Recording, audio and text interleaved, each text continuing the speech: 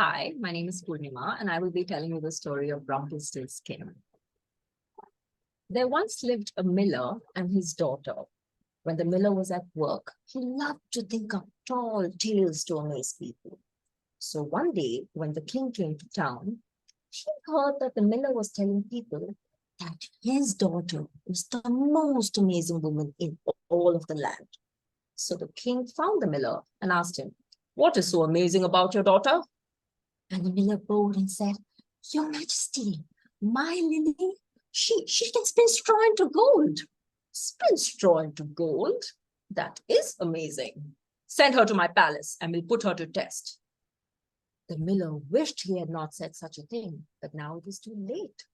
Poor Lily had to go to the palace immediately, where the king took her to this room where there was straw filled from floor to ceiling, and pointing at a spinning wheel in the center, he said, "Now get to work. If by morning all of the straw has not been spun into gold, you will die." And with that, he shut the door and locked it. Poor Lily, she had no idea what to do. She did not know how to spin straw into gold. And just like that, a little man appeared. "Where did you come from?" Lily asked. "Never mind that. What matters is I could save your life," he said. "For a prize, of course." "What prize?" she asked. "How about the necklace you're wearing?" "My necklace? Very well. If you can spin the straw into gold, this necklace is yours."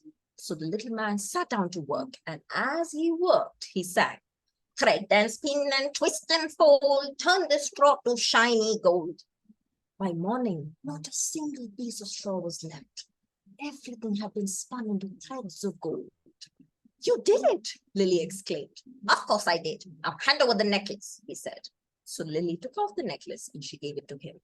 And just like that, he disappeared.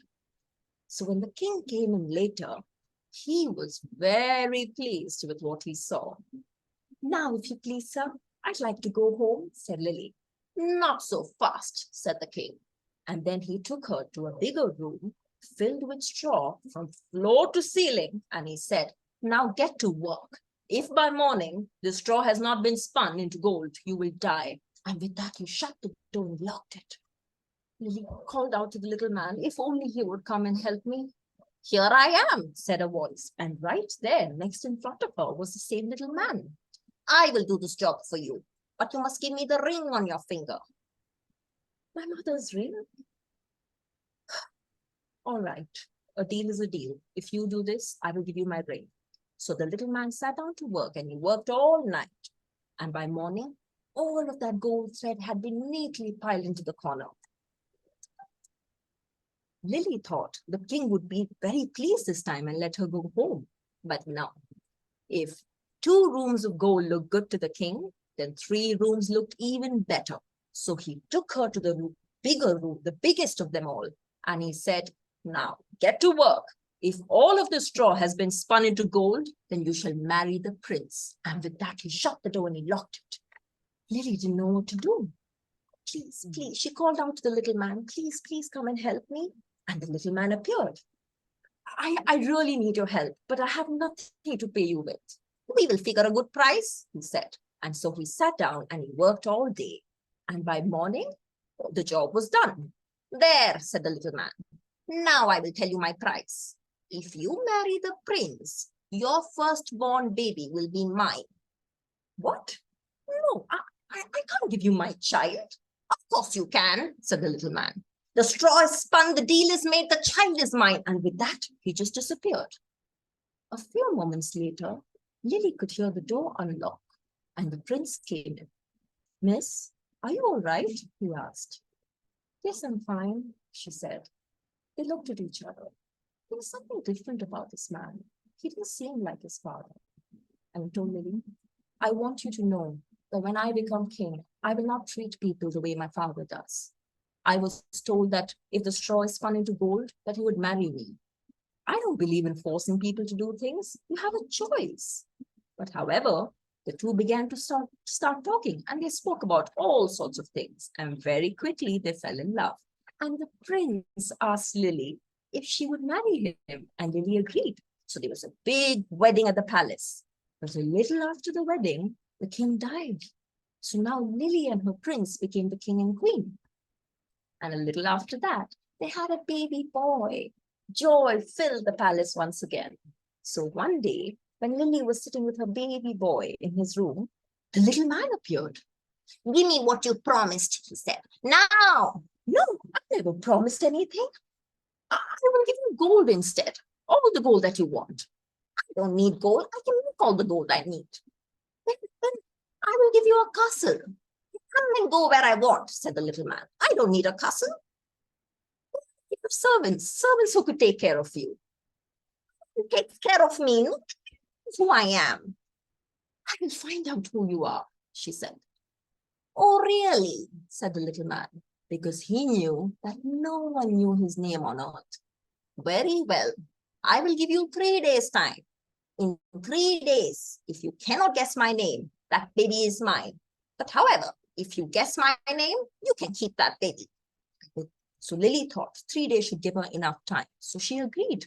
So the next day, Lily wrote down a list of names, all the names she could think of. And in the afternoon, when the little man came, she asked him, could it be Nathan, Lucas, Jacob, Hugo? How about Oliver? No, no, no. And then he looked at her and he started singing. We can have our little game, but soon your baby I will claim, for you will never guess my name. And with that, he was gone. Lily didn't know what to do. So the next day, she went to the royal library and she wrote down names from faraway places, names she had not heard of herself.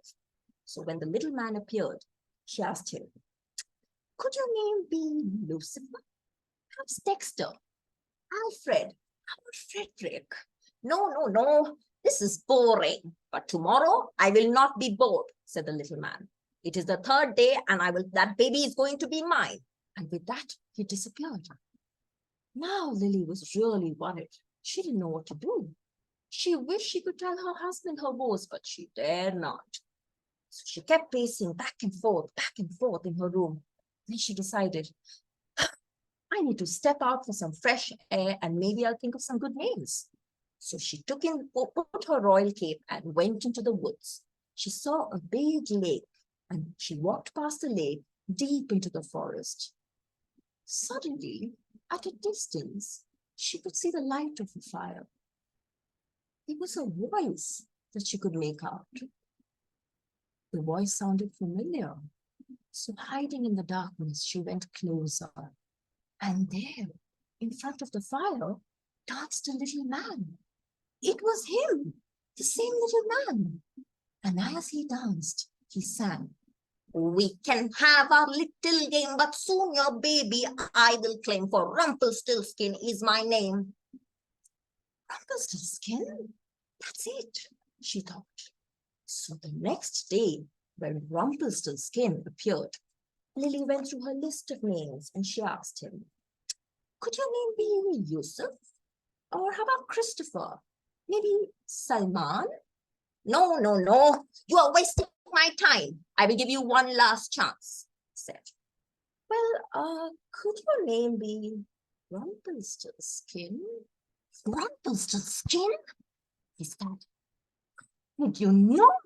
And he stamped his right foot and he stamped his left foot and the floor below him caved open and swallowed him.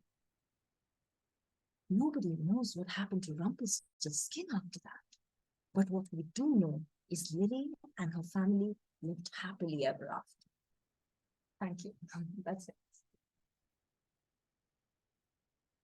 Hello.